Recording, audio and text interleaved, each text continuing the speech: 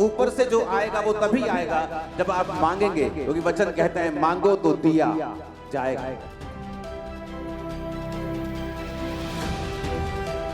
Bible कहती है जो सुख यहोवा देता है उसके साथ वो दुख नहीं मिलाता।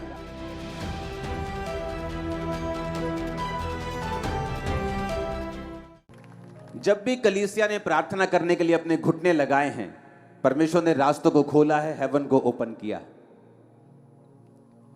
हालेलुया। जब भी बाइबल कहती है यूहन्ना 5 उसकी 25 आयत में, मैं तुमसे सच सच कहता हूं वह समय आता है और है जितने मृतक परमेश्वर के पुत्र का शब्द सुनेंगे और जो सुनेंगे वो जिएंगे। यूहन्ना 3 उसकी 31 आयत, जो ऊपर से आता है वह सर्वोत्तम है, जो पृथ्वी से आता है वह पृथ्वी का है और पृथ्वी की ही बातें करता है, जो स्वर्ग से आता है वह सबसे ऊपर है।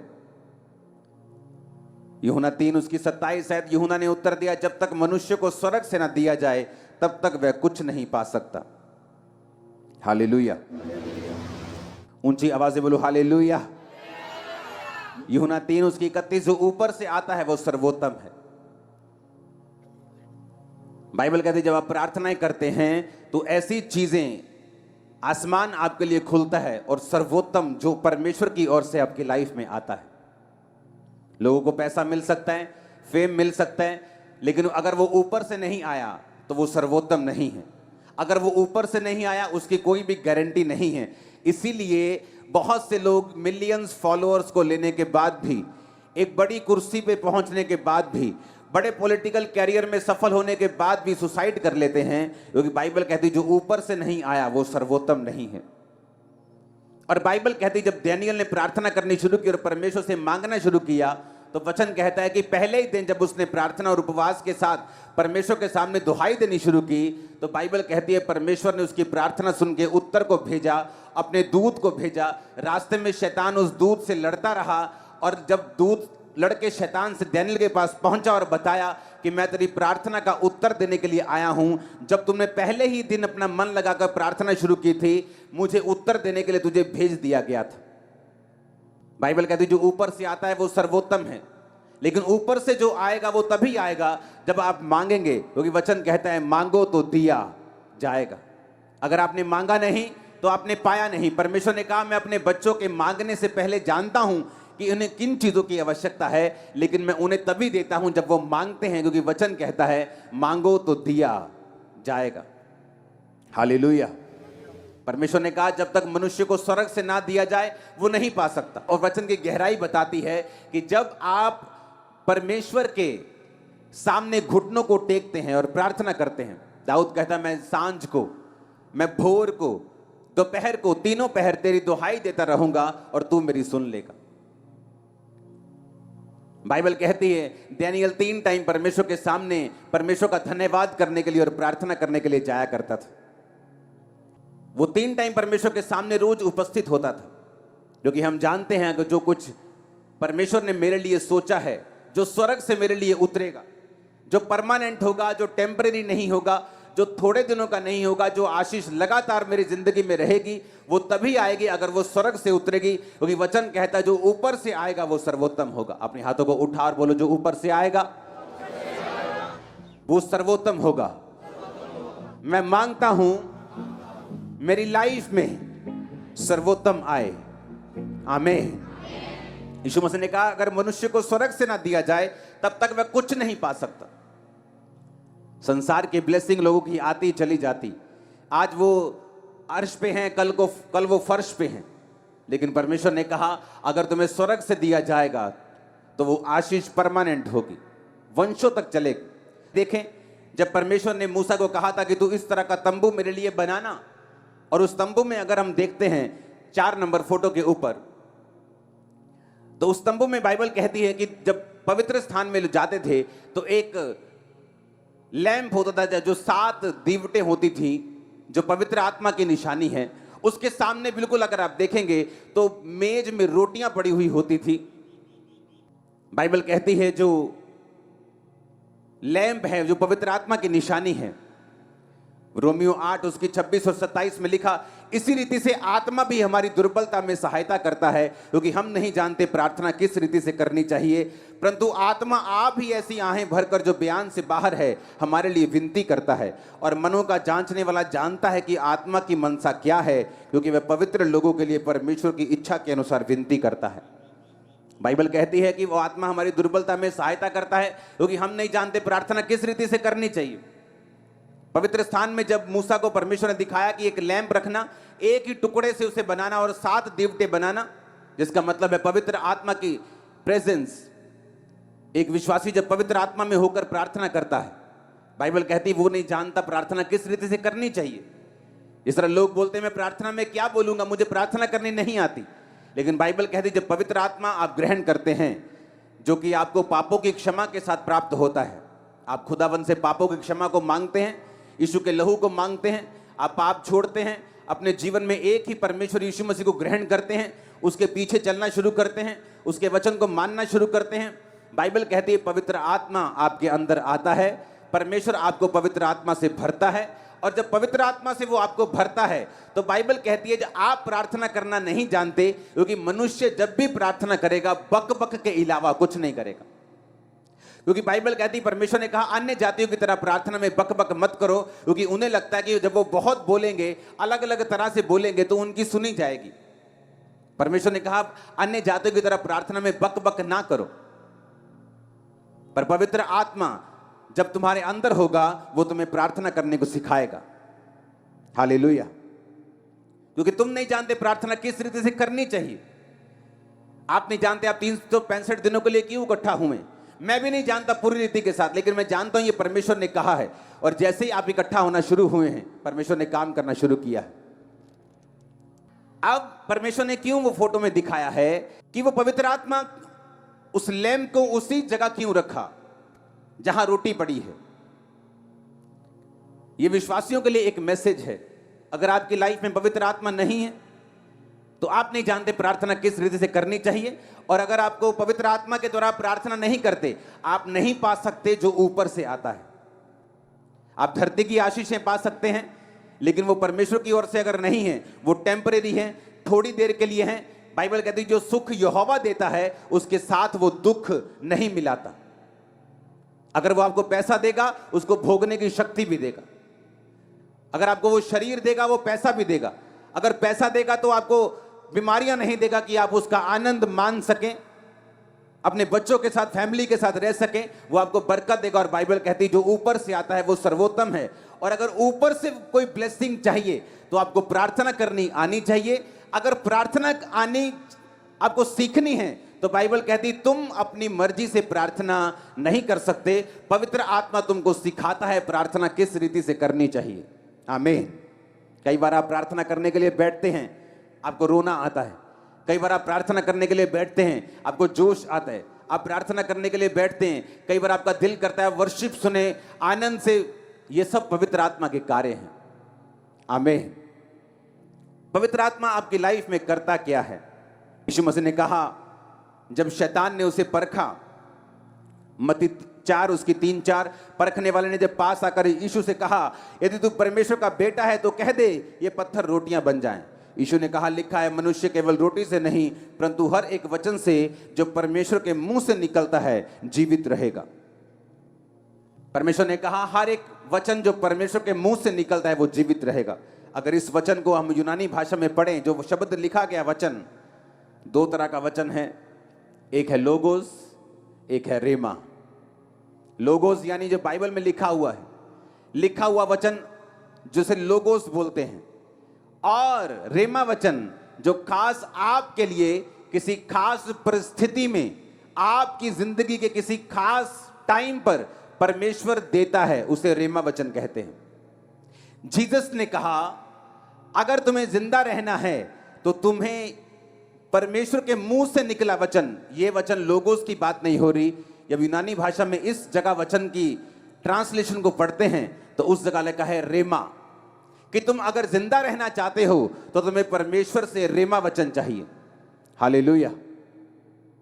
बाइबल कहती जब पतरस परमेश्वर के सामने था और परमेश्वर पानी पे चल रहे थे तो पतरस ने ऐसा नहीं कहा कि मैं तेरे पास पानी पे चल के आ रहा हूं मैं, जिस तरह इजराइलियों ने समुद्र दो भाग करके बीच से चल पड़े थे, मैं भी तेरे पास आ रहा हूं। उसने ऐसा नहीं कहा। उसने कहा परमेश्वर अगर तू आज्ञा देगा, अगर तू आज्ञा देगी पानी पे चल के आ तो मैं आऊंगा।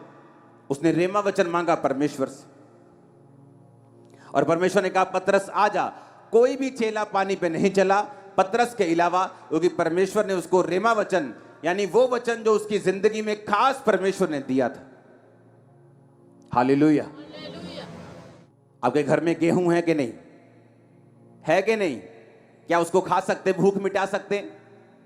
क्या वो अन्न नहीं है? क्या वो अन्न है कि नहीं? क्या फिर भी उसको खा सकते हैं? क्या नहीं खा सकते। उसका आटा बनाना पड़ेगा, उसको खाने योग्य करना पड़ेगा, तभी उसको खा सकते हैं। जो परमेश्वर का लिखा हुआ वचन है वो गेहूं की तरह है, और जो परमेश्वर का रेमा वचन है वो पिसे हुए गुथे हुए आटे की तरह, जिसकी सिर्फ रोटियां बननी।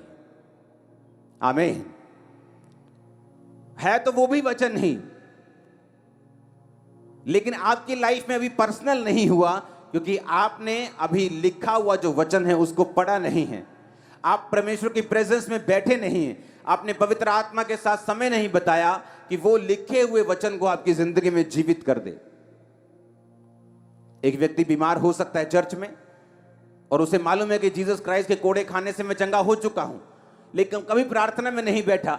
लेकिन जैसे ही वो प्रार्थना में बैठेगा, इस वचन को पढ़ेगा, इस वचन को रियलाइज करेगा कि जीसस ने मेरे लिए कोड़े खाए हैं, वो इस वचन के विषय में प्रार्थना करेगा, तो हो सकता है ये वचन पवित्र आत्मा एक दिन उसके जिंदगी में जीवित कर दे। और जैसे ही वचन जीवित होता है, उसको अंदर से मालूम होना शुरू हो जाता है कि नहीं, अब उसके कोड़े खाने से मैं सचमुच चंगा हो चुका हूं, ये बीमारी जाएगी, मैं नेक्स्ट टाइम जब डॉक्टर के पास जाऊंगा ये रोग जा चुका होगा और मेरी रिपोर्ट नॉर्मल होगी। मैं उस वचन की बात कर रहा हूं। आमीन। लेकिन ये प्रैक्टिकल चीजें हैं। जब आप परमेश्वर की प्रेजेंस में बैठते हैं, पवित्र आत्मा की मदद को मांगते हैं, तो वो आपकी लाइफ में आपको देता है। कितने इस बात को समझ रहे हैं? इसलिए उसने कहा हर एक वचन से जो प्रभु के मुख से निकलेगा तुम जीवित रहोगे। हर एक उस रेमा वचन से। मेरी लाइफ में रेमा वचन अलग है जो परमेश्वर ने मुझे दिया। मेरी लाइफ के अलग अलग संघर्ष के दिनों में परमेश्वर ने मुझे रेमा वचन दिया। संघर्ष से निकल गया तब भी रेमा वचन दिया, आगे बढ़ने के लिए, चर्च को एक नेक्स्ट लेवल पे लेके जाने के लिए। अब भी वो मुझको रेमा वचन देता है एक नेक्स्ट लेवल पे जाने के लिए और आगे बढ़ने के लिए। वो आपको रोज रोज, हर महीने, हर 15 दिन में, हर 6 महीने वो आपको रेमा वचन देता है। वो आपके बिजनेस के लिए हो सकता है, आपकी फैमिली के लिए हो सकता है, वो आपके परिवार के लिए हो सकता है, आपके शरीर के लिए हो सकता है, आपकी सेवकाई के लिए हो सकता है। जो कुछ परमेश्वर ने आपके लिए सोचा है, जो सर्वोत्तम है, जो स्वर्ग में आपके लिए रखा हुआ है, उसको नीचे धरती पर प्रैक्टिकल लाने के लिए आपको पवित्र आत्मा के साथ संगति करनी पड़ेगी। आपको वचन पढ़ना पड़ेगा, और आपको वचन पढ़ते हुए यह ध्यान रखना पड़ेगा कि वो पवित्र आत्मा जो आपके अंदर है उस वचन को एक दिन जिंदा कर देगा। जो कच्चा अन्न आपके पास है उसको एक दिन पका देगा, और उससे आप अपनी भूख को मिटाएंगे। और आप ही नहीं, आपका परिवार भी अपनी भूख को मिटाएगा।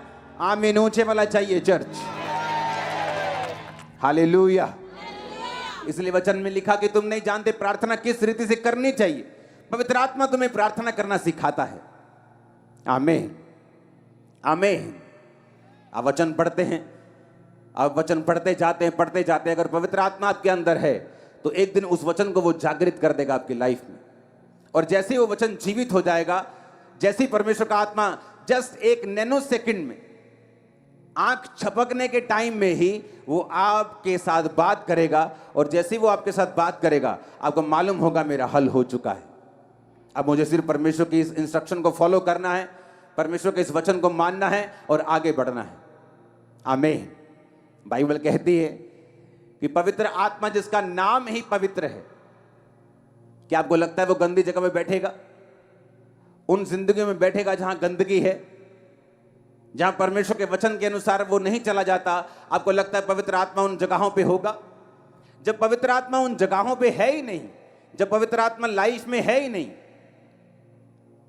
जिनकी लाइफ में नशे हैं, जिनकी लाइफ में माफी नहीं है, जो माफ करना नहीं जानते, जो अलग अलग तरह के पापों में फंसे हैं, वो पवित्र आत्मा उनके पास अगर है ही नहीं तो वो क्या जिलाएगा, वो क्या दिलवाएगा जो ऊपर का है? वो सर्वोत्तम कैसे पाएंगे? एक जानवर भी पूंछ मार के सफाई में साफ जगह में बैठता है, तो पवित्र आत्मा जो है ही पवित्र, उसे आपका जीवन पवित्रता में चाहिए, आपके अंदर आने के लिए, आपके साथ काम करने के लिए। वो उन हाथों को इस्तेमाल नहीं कर सकता जो चोरी के दागों से लिपड़े पड़े हैं, गंदे हुए पड़े हैं। वो उन पैरों के साथ नहीं चल सकता जो हर वक्त वेश्याओं के घरों की ओर जाते हैं, क्योंकि पवित्र आत्मा ही है जो आपको सिखाता है कि प्रार्थना भी कैसे करनी है।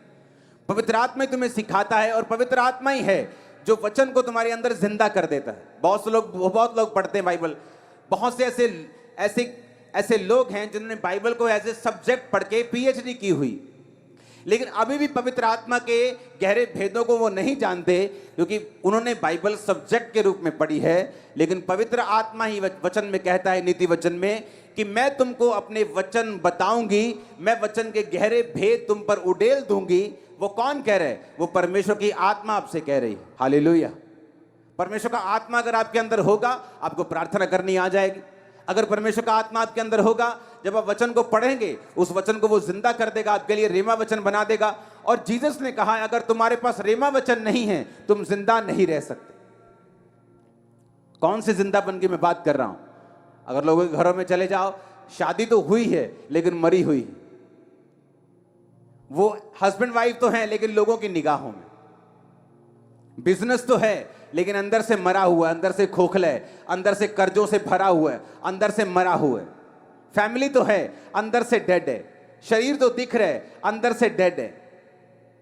परमेश्वर ने कहा, जब तक तुम परमेश्वर के वचनों को नहीं लोगे, रेमा वचन को प्राप्त नहीं करोगे, तुम जी नहीं सकते। हालेलुया। यीशु के वचन में लिखा, जितने मृतक परमेश्वर के वचनों को सुनेंगे वो जिएंगे। कौन से मुर्दों की परमेश्वर बात कर रहा है? वो उन्हीं मुर्दों की बात कर रहा है जो अलग अलग सिचुएशन में मरे हुए हैं। अगर उसने कहा, अगर तुम जीना चाहते हो तो पवित्र आत्मा को अपने अंदर बसाओ, पापों से तौबा करो, मेरे सामने आओ। पवित्र आत्मा तुम्हें प्रार्थना करना सिखाएगा। पवित्र आत्मा उन शब्दों को, वचन को, लोगोस को, जो लिखा हुआ वचन है, तुम्हारी जिंदगी में जीवित कर देगा। आप घर में आए और आपको बहुत भूख लगी हो और दाल पड़ी हो घर में, जितनी मर्जी भूख लगी हो, आप कच्ची दाल नहीं खा सकते। अगर आप बोलेंगे मेरे पास पकाने का टाइम नहीं, आप कच्ची दाल खा जाएंगे, आप उल्टा बीमार हो जाएंगे। उसी तरह से वचन है लिखा हुआ, वो आपको मिलता है, उसको पकाना आपने है। पकाने के लिए आपको तरीका चाहिए, पकाने के लिए आपको मेहनत चाहिए, पकाने के लिए आपको थोड़ा पेशेंस चाहिए, थोड़ा सा इंतजार चाहिए, थोड़ी सी टेक्निक चाहिए। और उसी तरह से पवित्र आत्मा आपकी लाइफ में करता है। आप वचन को पढ़ते हैं, आप कच्चा राशन ले जाते हैं घरों में, लेकिन जिस दिन आप पवित्र आत्मा की सहायता से उस वचन को पढ़ के उसको पर्सनल कर लेते हैं और वो वचन जिंदा हो जाता है, वो पक जाता है और आप उसे खाकर अपनी भूख मिटाते हैं। कितने मेरी बातों को समझ रहे हैं? इसलिए बहुत लोगों के घर में कच्चा राशन तो है लेकिन वो उसे पका नहीं सकते, क्योंकि पवित्र आत्मा उनके पास नहीं। इसलिए परमेश्वर होने के बावजूद भी, बाइबल उनके घरों में होने के बावजूद भी वो भूखे हैं। क्रिश्चियन होने के बावजूद वो भूखे हैं और प्यासे हैं और मरे हुए हैं, क्योंकि कच्चे राशन से आप अपने पेट को नहीं भर सकते। आप जितना भी कोशिश कर लें, आप उसे नहीं खा सकते। आपको उसे पकाना ही पड़ेगा अगर आपको भूख मिटानी है तो। हालेलुया। उसी तरह से पवित्र आत्मा जब आप प्रार्थना में बैठते हैं, वो प्रेयर करना सिखाता है। बाइबल कहती है वो आहें मारकर ऐसी प्रार्थनाएं करता है जो वर्णन से बाहर हैं। और बाइबल कहती है वो उस वचन को जिंदा करता है जो वचन आप पढ़ते हैं, क्योंकि परमेश्वर ने कहा इंसान अकेली रोटी से जिंदा नहीं रहेगा। इसीलिए जब आप परमेश्वर के उस भवन को देखते हैं, मूसा के उस तंबू को देखते हैं, तो आप उसके अंदर रोटियों को पड़ा हुआ भी देखते हैं। पवित्र आत्मा के सामने वो रोटियां पड़ी हैं, मेज के ऊपर रोटियां पड़ी हैं। रोटी का मतलब परमेश्वर ने कहा मेरे रोज की रोटी मुझे रोज दे। किस रोटी की वो बात कर रहा है? वो उस रोटी की बात नहीं कर रहा है जो आप समझ रहे हैं। अगर उसने आपको पैदा किया है तो ये रोटी, पानी, कपड़ा, परमेश्वर ने कहा ये ऐसे ही तुम्हारे पास आ जाएगा, जस्ट मेरे धर्म और राज्य की खोज करो।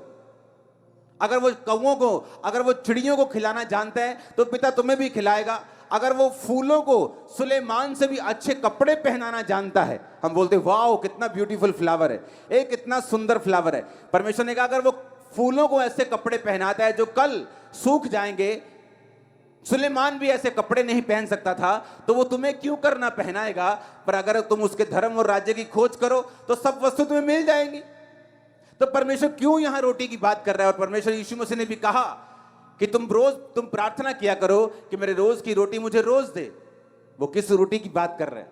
वो उसी रोटी की बात कर रहे हैं जो मैंने आपको समझाई है, जो रोज की रेवलेशन आपको चाहिए, जो रोज की ग्रेस आपको चाहिए, रोज का अनुग्रह आपको चाहिए अपना काम करने के लिए, क्रिश्चियन जीवन जीने के लिए, अपना बिजनेस चलाने के लिए भी आपको ग्रेस चाहिए, सेवकाई चलाने के लिए आपको ग्रेस चाहिए, बड़ा काम करने के लिए, लोगों के प्रधानमंत्रियों से मिल आपको ग्रेस चाहिए, आपको इनर पीस चाहिए, आपको ताकत चाहिए, आपको विजडम चाहिए, आपको बुद्धि चाहिए। परमेश्वर कैसे बड़े काम करने, और कैसे आएगी ये?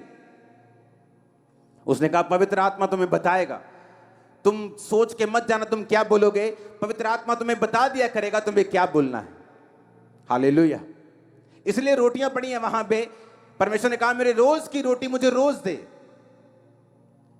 ताकि तुम रोज परमेश्वर की प्रेजेंस में बैठो, रोज रेमा वचन लो, रोज परमेश्वर के वचन को पर्सनलाइज करो, उसे अपना बनाओ, इंडिविजुअली उसे मानो, अपने लाइफ के लिए उसे कबूल करो। तो उसने कहा मेरी रोज की रोटी मुझे रोज दे। वो उन रोटियों की बात नहीं कर रहा, कहता वो रोटियां तो चिड़ियों को भी वो खिलाता है, कौओं को भी खिलाता है, तो तुम्हें क्यों ना खिलाएगा। फूलों को पहनाता तुम्हें क्यों ना पहनाएगा। पर कहता मेरे धर्म और राज्य की खोज करो तो सब वस्तु में पीछे पड़ के तुम्हें मिल जाएंगे। पर कहता प्रार्थना करो कि मेरे रोज की रोटी मुझे रोज दे। Hallelujah, hallelujah. आसमान से मन्ना इजराइलियों के लिए बरसता था। रोज सुबह जाते थे, इकट्ठा करते थे, शाम तक खाते थे। अगर शाम का बचाते थे तो सड़ जाता था। परमेश्वर ने कहा रोज इकट्ठा करना मन्ना, मैं तुम्हें 2 दिन के लिए नहीं दूंगा, सिवाय शनिवार के तुम 2 दिन के लिए इकट्ठा करोगे, सबत के दिन के लिए इकट्ठा करोगे, लेकिन रोज रोज तुम एक दिन के लिए ही इकट्ठा करोगे। तुम्हें रोज बैठना है। एक बार प्रार्थना में 2 घंटे बैठ गए, अब 2 दिन जरूरत नहीं, कहता ऐसा नहीं चलेगा। रोज का मन्ना लेना है, रोज प्रेयर करनी है, रोज खुदावंद की प्रेजेंस में बैठना है, रोज अपना क्रूस उठाना है, रोज पाप से बच के रहना है। रोज प्रतिदिन जो मेरा क्रूस उठाएगा, बाइबल कहती है मेरा चेला होगा। हालेलुया। रोज रोज रोज खुदावंद की प्रेजेंस में बैठना है, पवित्र आत्मा को इनवाइट करना है, क्योंकि आपको बुद्धि चाहिए, आपको ग्रेस चाहिए इस लाइफ में आगे बढ़ने के लिए, अटैक से बचने के लिए, शैतान से बचने के लिए, आगे बढ़ने के लिए, परमेश्वर की आवाज को सुनने के लिए, उसकी योजना को पूरा करने के लिए, ग्लोरियस लाइफ जीने के लिए, घटी से ऊपर जीने के लिए, महिमा में जीवन जीने के लिए। जोर से तारीफ करो खुदावंद की, वो आपकी लाइफ में काम कर रहा है आज चर्च। आमीन, आमीन। कितने समझ रहे इन बातों को? पवित्र आत्मा की तरह प्रार्थना करते हैं, वो आपको बताता है आपको क्या करना है, आपको गाइड करता है। एक स्टूडेंट को वो गाइड करता है किस जगह जाना है, कौन से कॉलेज में जाना है, कौन सी पढ़ाई करनी है। एक बिजनेसमैन को वो गाइड करता है किस तरह से कामों को करना है। एक पास्टर को गाइड करता है किस तरह आगे बढ़ना है। अपने पड़ोसी को बोलो जो ऊपर से आता है, यूहन्ना 3 उसकी 31 आयत, वो सर्वोत्तम है।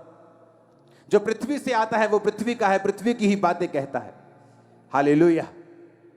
मोटिवेशनल स्पीकर पृथ्वी के हैं, पृथ्वी की बातों को बोलते हैं। एक चीज में आपको सक्सेसफुल कर सकते हैं, लेकिन दूसरी चीज में लोग धक्का खा जाते हैं। पैसे में अमीर हो जाते हैं, परिवार में गरीब हो जाते हैं, सेहत में गरीब हो जाते हैं। लेकिन जीसस ने कहा जो ऊपर से आएगा वो सर्वोत्तम होगा, सब दिशाओं में तुम्हें ब्लेस करेगा। सर्वोत्तम आशीषें आपकी लाइफ में एंटर करें। आमीन। ऊंचा ये बरकत आपकी है।